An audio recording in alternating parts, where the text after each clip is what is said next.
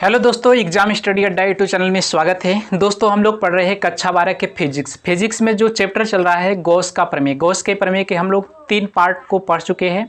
अगर आप उस वीडियो को नहीं देखे हैं तो हमारे चैनल के प्लेलिस्ट में जाकर उस वीडियो को देख सकते हैं। दोस्तों आज के टॉपिक में हम लोग पढ़ने वाले हैं रेखीय आवेश घनत्व। रेखीय आवेश घनत्व साथ ही साथ अनंत लंबाई के तार का रेखीय आवेश घनत्व क्या होता है, इसको फाइंड आउट करेंगे और साथ ही वैद्युत क्षेत्र की तीव्रता हम लोग निकालेंगे। और दोस्तों अगर आप चैनल पर पहली बार विजिट कर रहे हैं, देख रहे हैं, तो लाल बटन के सब्सक्राइब बटन को सब्सक्राइब करिए, साथ में बेल आइकन को भी प्रेस कर लीजिए ताकि इस वीडियो का नोटिफिकेशन आपको मिलती रहेगी। दोस्तों हमारे चैनल के माध्यम से कक्षा 12 की फिजिक्स और केमिस्ट्री पूरा डिटेल में चैप्टर वाइज पढ़ाया जाना है, इसलिए आप चैनल को सब्सक्राइब कर लीजिए ताकि आपको नोटिफिकेशन मिलती रहेगी। तो दोस्तों आइए स्टार्ट करते हैं।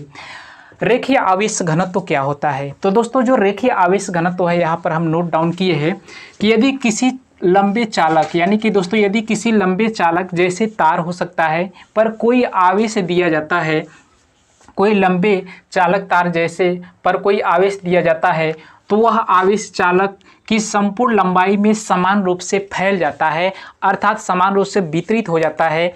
इस स्थिति में चालक तार की प्रति एकांक लंबाई पर उपस्थित आवेश की जो मात्रा होती है चालक पर रेखीय आवेश घनत्व कहलाती है। यानी कि दोस्तों मान लेते हैं यदि माना चालक तार की लंबाई L मीटर हो तो तथा L मीटर हो तथा चालक तार पर एक समान रूप से वितरित आवेश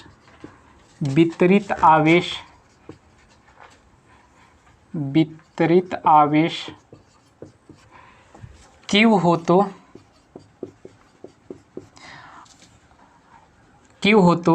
चालक तार की रेखीय आवेश घनत्व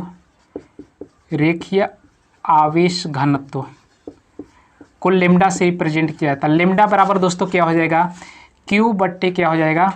Q/L हो जाएगा। यानी कि रेखीय आवेश जो घनत्व होगा, रेखीय आवेश घनत्व यहाँ पे लिखिएगा, रेखीय आवेश घनत्व क्या हो जाएगा? लेमडा बराबर Q/L। Q का मतलब होता है कूलाम, L का मतलब होता है मीटर, कूलाम प्रति मीटर होता है। यानी कि दोस्तों जो रेखीय आवेश घनत्व होता है, कोई लंबा चालक है जैसे तार मान सकते हैं पर कोई आवेश दिया जाता है तो वो आवेश उस चालक तार पर संपूर्ण लंबाई में समान रूप से फैल जाता है। तो उस कंडीशन में हम कह सकते हैं चालक तार की प्रति एकांक लंबाई मतलब पर आवेश की जो मात्रा होती है चालक तार का रेखीय आवेश घनत्व कहलाता है। दोस्तों अगर मान लेंगे कोई चालक तार की लंबाई l हो तो चालक तार पर एक समान रूप से वितरित आवेश की मात्रा Q हो तो चालक तार का रेखीय आवेश घनत्व लेमडा बराबर Q/L कूलाम प्रति मीटर होता है। अब दोस्तों हमें क्या ज्ञात करना है, हम अगला इसी में डेरिवेशन करना है। अगला पॉइंट नोट कीजिएगा, अनंत लंबाई के एक समान आवेशित तार के कारण वैद्युत क्षेत्र की तीव्रता अनंत लंबाई के एक समान आवेशित तार के कारण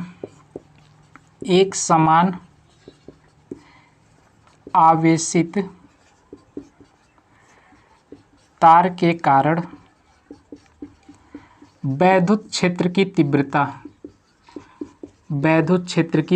हमें क्या ज्ञात करनी है, फाइंड आउट करनी है। यानी कि कोई अनंत लंबाई का तार है, उसके कारण किसी बिंदु पर हमें निकालना है वैद्युत क्षेत्र की तीव्रता। तो दोस्तों मान लेते हैं कोई अनंत लंबाई का, जैसे वायर मान लेते हैं, ये तार है आपका, अनंत लंबाई का तार है यानी कि डैश, इसकी लंबाई क्या होगा? इनफाइनाइट होगा, हम इतना ही दिखा रहे हैं। इस तार पर मान लेते हैं एक समान रूप से +Q आवेश क्या किया गया है? वितरित किया गया है। यानी कि दोस्तों +Q आवेश वितरित किया गया है। तो इसके लिए दोस्तों करेंगे क्या, जैसा कि हम लोग पिछले गॉस प्रमेय में क्या मानते थे, कोई बिंदु आवेश प्लस की मान लेते थे और उसके कारण गॉस प्रमेय की सहायता से हमें निकालना था वैद्युत क्षेत्र की तीव्रता। तो उसके लिए दोस्तों एक बंद गोलीय पृष्ठ खींच लेते थे जिसे गॉसियन पृष्ठ कहा जाता था। तो दोस्तों यहाँ पर वायर जैसा तार है, तो यहाँ पर हम गोला नहीं खींच सकते हैं, तो दोस्तों हमें गॉसियन पृष्ठ बनाना होगा। तो यहाँ पर जो गॉसियन पृष्ठ बनेगा, सिलिंडर बेलनाकार आकार का गॉसियन पृष्ठ की हम लोग कल्पना करते हैं। यानी कि यहाँ पर हम क्या करेंगे, एक बेलनाकार गॉसियन पृष्ठ की परिकल्पना करते हैं। यानी कि दोस्तों यहाँ से हम बेलन की एक क्या करेंगे, परिकल्पना करेंगे। इसी बेलन को क्या कहा जाता है, यानी कि बेलनाकार जो पृष्ठ होगा, यह पृष्ठ कैसा होगा, बेलनाकार पृष्ठ की क्या करते हैं, परिकल्पना करते हैं। और इसी पृष्ठ को कहा जाता है गॉसियन पृष्ठ कहा जाता है। इसी पृष्ठ को क्या कहा जाता है, गॉसियन पृष्ठ, क्योंकि हमें गॉसियन पृष्ठ बनाना ही है। तो यहाँ पर जो चालक तार के कारण जो पृष्ठ बनेगा वह गॉसियन पृष्ठ होगा। अब दोस्तों यहाँ पर देखेंगे इस बेलनाकार पृष्ठ के प्रत्येक बिंदु पर, यहाँ पर भी वैद्युत क्षेत्र की तीव्रता समान रूप से बाहर की तरफ, यहाँ भी, मतलब हर जगह देखेंगे, इसकी अगर परिधि पर देखेंगे तो हर जगह वैद्युत क्षेत्र की तीव्रता क्या है, समान रूप से है। तो दोस्तों यह प्लस की आवेश एक समान रूप से वितरित है, तो इसके कारण अगर बिंदु P वहाँ पर माने, P यहाँ पर मान ले, इसके कारण जो वैद्युत क्षेत्र की तीव्रता होगी यहाँ पर बाहर की तरफ होगी, यहाँ पर क्या होगी, बाहर की तरफ होगी। तो इस कंडीशन में दोस्तों यहाँ पर क्या मानेंगे, अल्पांश अवयव क्षेत्रफल क्या मानेंगे, DA, अल्पांश अवयव क्षेत्रफल DA मानेंगे। तो दोस्तों यहाँ पर जो क्षेत्रफल सदिश होगा यह भी वैद्युत क्षेत्र की दिशा में होगा, यानी कि वेक्टर DA। अब दोस्तों यहाँ पर देख रहे हैं कि जो क्षेत्रफल सदिश वेक्टर DA और वैद्युत क्षेत्र दोनों सेम दिशा में है, इसके बीच का जो एंगल होगा 0 अंश होगा। तो दोस्तों हमें लिखना पड़ेगा, माना एक अनंत लंबाई का तार है, Mn मान लेते हैं, अनंत लंबाई का तार Mn है, जिसको एक समान रूप से धन आवेशित किया गया है और इसके कारण किसी बिंदु P पर हमें क्या ज्ञात करना है, वैद्युत क्षेत्र की तीव्रता ज्ञात करना है। यानी कि दोस्तों ए वाला जैसे मान लेते हैं चालक तार है, तो इसके चारों ओर जो माना गया है सिलेंडर आकार का, यानी कि बेलनाकार आकार का, तो इसके कारण इसके चारों ओर क्या होगा, सममित होगा। तो हमें ज्ञात करना है वैद्युत क्षेत्र की तीव्रता, और यानी कि वक्रीय पथ पर होगा, यानी कि वक्राकार पथ पर आपका होगा वैद्युत क्षेत्र की तीव्रता। और साथ ही दोस्तों अगर इसके वृत्तीय पथ पर, यानी कि वृत्तीय वक्र पर अगर हम देखना चाहे, यानी कि वृत्तीय पृष्ठ पर, यहाँ पर अगर कोई पॉइंट हम जैसे मान लेते हैं Q पॉइंट है, यहाँ पर हमें निकालना है वैद्युत क्षेत्र की तीव्रता। तो इसके लिए दोस्तों यहाँ पर देखेंगे वैद्युत क्षेत्र की तीव्रता प्लस है, तो इसके कारण इधर ही होगा, यानी कि वैद्युत क्षेत्र की तीव्रता इधर ही होगा। लेकिन जो क्षेत्रफल सदिश होगा यहाँ भी अल्पांश अवयव मानेंगे, इसके कारण जो क्षेत्रफल सदिश होगा ये बाहर की तरफ इधर होगा। तो दोस्तों यहाँ पर वृत्तीय पथ में देखेंगे तो वैद्युत क्षेत्र की तीव्रता और क्षेत्रफल सदिश के बीच का एंगल कितना है, 90 डिग्री है। तो दोस्तों अब लिखेंगे, यदि वक्र पृष्ठ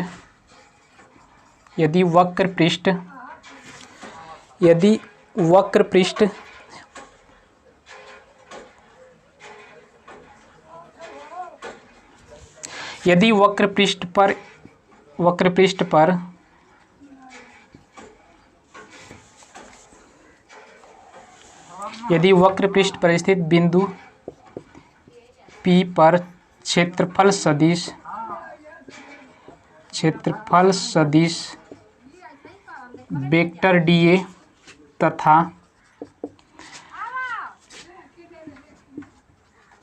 वैद्युत क्षेत्र वेक्टर E दोनों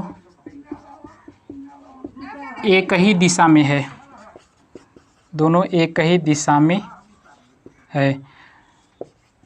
तब इस स्थिति में इनके बीच का कोण कितना होगा, 0 अंश होगा, यानी कि 0 होगा, बीच का कोण 0 होगा। तो दोस्तों इस कंडीशन में अगर वैद्युत फ्लक्स निकालना चाहे अल्पांश जो क्षेत्रफल, यानी कि बिंदु P पर वक्रीय पथ पर निकालना चाहे, यानी कि वक्र पृष्ठ पर अल्पांश अवयव DA के कारण वैद्युत फ्लक्स, DA के कारण जो वैद्युत फ्लक्स दोस्तों क्या हो जाएगा, d फाई E बराबर हो जाएगा vector E dot D A vector, इसी को लिख सकते हैं E D A cos theta होता है, E D A cos theta. और दोस्तों थीटा बराबर यहाँ पर क्या हो जाएगा 0 अंश, तो मान रख देंगे तो डी फाई ई बराबर हो जाएगा ई डी ए कॉस 0 अंश हो जाएगा। तो इस कंडीशन में ई डी ए निकल के आ जाएगा। तो दोस्तों अब इसको मान लेते हैं समीकरण नंबर 1 मान लेते हैं। यानी कि दोस्तों ये आपका निकल के आया है, जो वैद्युत फ्लक्स है आपका वक्र पृष्ठ पर निकल के आया है, यानी कि वक्र पृष्ठ पर निकल के आया है, वक्र पृष्ठ पर ये आपका वैद्युत फ्लक्स निकल के आया है। अब हमें निकालना है इसके वृत्तीय पथ पर वैद्युत फ्लक्स। अब लिखेंगे बेलनाकार पृष्ठ के गोलीय पृष्ठ पर Q बिंदु पर अल्पांश अवयव, अल्पांश क्षेत्रफल अवयव, अल्पांश क्षेत्रफल अवयव dA के कारण वैद्युत फ्लक्स, वैद्युत फ्लक्स। तो दोस्तों क्या हो जाएगा डी फाई ई, यानी कि आपका वृत्तीय पथ पर, वृत्तीय पृष्ठ पर, वृत्तीय पृष्ठ पर कितना हो जाएगा दोस्तों, क्यू पॉइंट पर अगर निकालना चाहे तो वैद्युत क्षेत्र और क्षेत्रफल सदिश के बीच का एंगल कितना है 90 डिग्री है। तो इस कंडीशन में डी फाई ई बराबर हो जाएगा vector E dot vector D A हो जाएगा। अब दोस्तों इसके बीच का कोण कितना है E D A cos 90 degree होगा। तो दोस्तों हम जानते हैं चूँकि कॉस 90 अंश का मान क्या होता है 0 अंश होता है। तो इस कंडीशन में वृत्तीय पथ पर जो हो जाएगा आपका, वृत्तीय पथ पर जो वैद्युत फ्लक्स निकल के आ जाएगा वृत्तीय पृष्ठ पर, वृत्तीय पृष्ठ पर जो निकल के आ जाएगा 0 अंश निकल के आ जाएगा। अब दोस्तों निकाल लेते हैं इसके आगे। अब इसके नीचे लिखेंगे गॉसियन, अब इसके नीचे लिखेंगे गॉसियन पृष्ठ के बाहर की ओर गुजरने वाला कुल वैद्युत फ्लक्स। अब लिखेंगे गॉसियन पृष्ठ के, गॉसियन पृष्ठ कैसा माना गया है बेलनाकार, गॉसियन पृष्ठ के बाहर की ओर गुजरने वाला कुल वैद्युत फ्लक्स, कुल वैद्युत फ्लक्स, कुल वैद्युत फ्लक्स दोस्तों कितना हो जाएगा फाई ई बराबर हो जाएगा, फाई ई बराबर सबको क्या कर देंगे इंटीग्रेशन कर देंगे, यानी कि आपका डी फाई ई आपका कौन सा पथ वाला है आपका ये वक्र पृष्ठ वाला हो जाएगा, वक्र पृष्ठ पर, और plus integration d phi E ये आपका कौन सा हो जाएगा वृत्तीय पथ पर, यानी कि वृत्तीय पृष्ठ पर। तो दोस्तों जो वृत्तीय पृष्ठ वाला निकल के आ गया है 0 निकल गया है। अब हमें केवल फाइंड आउट करनी है उसके वक्रीय पथ पर ही ज्ञात करनी है। तो इतना पॉइंट नोट कीजिए, मिटाने जा रहे हैं।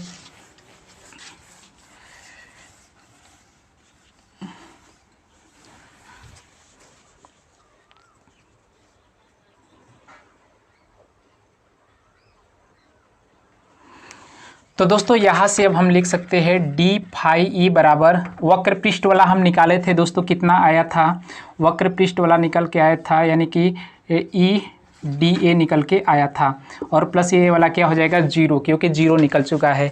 यानी कि दोस्तों यहाँ से फाई ई बराबर ई को बाहर कर देंगे तो यहाँ से बचेगा डी ए। अब इसको मान लेते हैं समीकरण नंबर 1, समीकरण नंबर 1 मान लेते हैं। तो दोस्तों यहाँ से लिखेंगे, यहाँ से लिखेंगे बेलन के वक्र पृष्ठ का क्षेत्रफल, वक्र पृष्ठ का क्षेत्रफल, बेलन के वक्र पृष्ठ का जो क्षेत्रफल दोस्तों होता है, वक्र पृष्ठ का जो क्षेत्रफल होता है 2 पाई आर एल होता है, 2 पाई आर एल। यानी कि कोई अगर इस बेलन की लंबाई हम अगर मान लेते हैं स्मॉल एल है, इस लंबाई के आर दूरी पर, यानी कि इस बेलन की त्रिज्या क्या है स्मॉल आर है, स्मॉल आर रेडियस है। तो यहाँ पर इस बेलनाकार पृष्ठ का जो वक्र पृष्ठ का क्षेत्रफल होता है 2 पाई आर एल होता है। तो यही मान इसके स्थान पर पुट कर देंगे, यानी कि दोस्तों यही आपका किसके बराबर हो जाएगा, यानी कि इंटीग्रेशन डी ए के स्थान पर हो जाएगा आपका 2 पाई आर एल हो जाएगा। तो यही मान इसमें समीकरण 1 में पुट करेंगे। तो यहाँ से फाई ई बराबर निकल के आ जाएगा ई डॉट 2πr/L। इसको मान लेते हैं समीकरण नंबर 2। अब दोस्तों क्या करेंगे, अब गॉस के प्रमेय के अनुसार हम जानते हैं, परंतु गॉस प्रमेय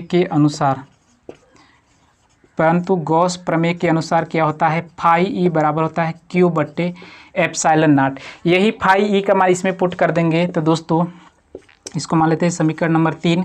तो लिखेंगे समीकरण 3 से फाई ई का मान समीकरण 2 में रखने पर, तो दोस्तों समीकरण 2 में यहाँ से क्या करेंगे, रखेंगे। तो यहाँ से आपका निकल के आ जाएगा इसके स्थान पर Q/ε0 बराबर हो जाएगा E × 2πr/L।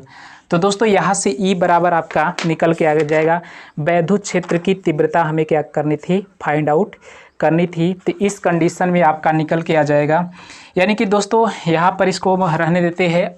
दोस्तों हम जानते हैं कि रेखीय आवेश घनत्व जो होता है, चूँकि यहाँ पर लिखेंगे चूँकि रेखीय आवेश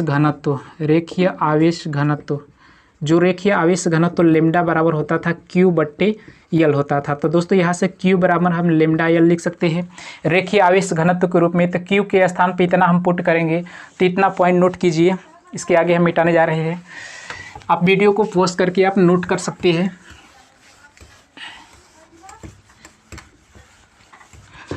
अब दोस्तों Q के स्थान पर क्या पुट कर देंगे, λL। तो यहाँ से हो जाएगा λL/ε0 बराबर हो जाएगा E × 2πr/L। तो L से L क्या हो जाएगा, कट जाएगा। तो दोस्तों E बराबर हो जाएगा λ/2πε0 यहाँ पर क्या हो जाएगा R। यानी कि दोस्तों 2πε0 R यहाँ से आपका निकल जाएगा। वैद्युत क्षेत्र की तीव्रता यही आपका हो जाएगा। और इसकी दिशा क्या होगा, त्रिज्यतः बाहर की तरफ। यानी कि दोस्तों इसकी दिशा भी हो जाएगा त्रिज्यतः बाहर की तरफ हो जाएगा। तो दोस्तों यही हमें क्या करनी थी, फाइंड आउट करनी थी। E बराबर क्या हो जाएगा, λ/2πε0 R हो जाएगा। एक समान अनंत लंबाई के एक समान रूप से आवेशित चालक तार के कारण वैद्युत क्षेत्र की तीव्रता, यानी कि अनंत लंबाई का माने थे, वहाँ पर प्लस की आवेश था। तो इसके कारण हम एक बेलनाकार गॉसियन पृष्ठ की कल्पना किए थे। जो बिंदु P पर हम अल्पांश dA माने थे, इसके कारण जो वैद्युत क्षेत्र की तीव्रता यहाँ से निकल के आ जाएगा। यानी कि फाई ई वैद्युत क्षेत्र की तीव्रता यही निकल के आ गया है। और यहाँ पर वैद्युत क्षेत्र की तीव्रता इसके वृत्तीय पथ के कारण क्या निकल के आ गया है, 0 निकल के आ गया है। तो दोस्तों उम्मीद करते हैं यह सेशन आपको समझ में आ गया होगा। जल्दी से स्क्रीनशॉट लीजिए, नोट कीजिए। तो दोस्तों आज की वीडियो में बस इतना है। इसके नेक्स्ट पार्ट को हम लोग नेक्स्ट वीडियो में स्टडी करेंगे। उम्मीद करते हैं सेशन आपको समझ में आया होगा। इसी तरह के वीडियो को पाने के लिए चैनल को सब्सक्राइब करें, लाइक करें और ज़्यादा से ज़्यादा शेयर करें और कमेंट करके ज़रूर बताइए वीडियो आपको कैसा लगा। और इसके नेक्स्ट पार्ट को फिर नेक्स्ट वीडियो में स्टडी करेंगे। तब तक के लिए जय हिंद, जय भारत।